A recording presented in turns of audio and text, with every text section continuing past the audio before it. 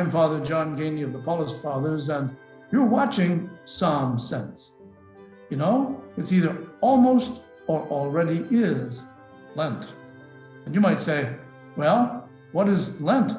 And oh, by the way, what would the Psalms have to do with Lent since it's a Christian custom?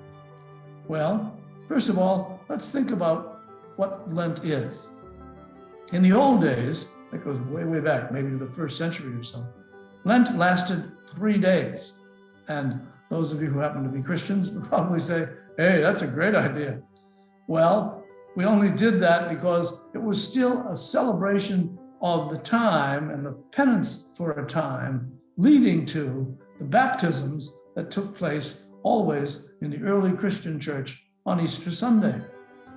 So then someone said, that's very short. Maybe we should make it longer. And they did. They turned it into 2 weeks before Easter, but always before Easter and always in conjunction with baptisms. And then it was decided by the church that the best time would be 40 days in imitation of Jesus, who fasted and did penance for 40 days in the desert before he began his ministry. And so it is today. During Lent, we are asked to do penance and to pray. And you're probably saying, yeah, but how does this all work out in terms of the Psalms? Well, what's very important here is for us to recognize that the Psalms actually do talk about, well, not Lent, but they do talk about penance and talk about God's way with it. Blessed are those whose way is blameless, the psalmist says, who walk in the law of Israel. Blessed are those who keep God's decrees. With all their hearts, they seek him. That's Psalm 119, or a portion of it.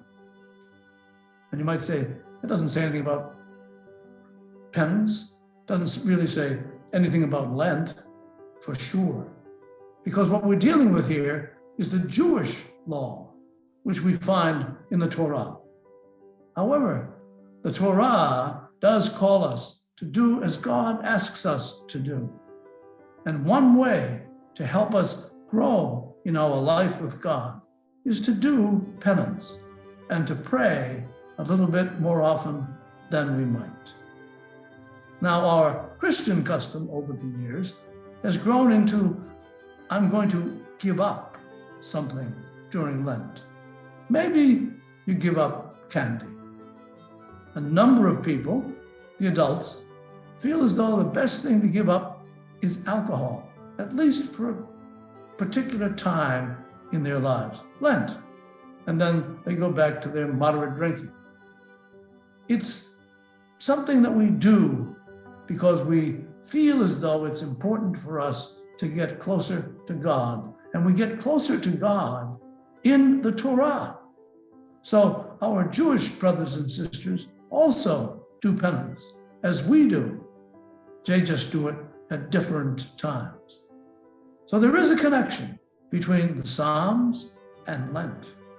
And the major part of that connection is that we do the things that help us to get closer to God, whose way is indeed blameless.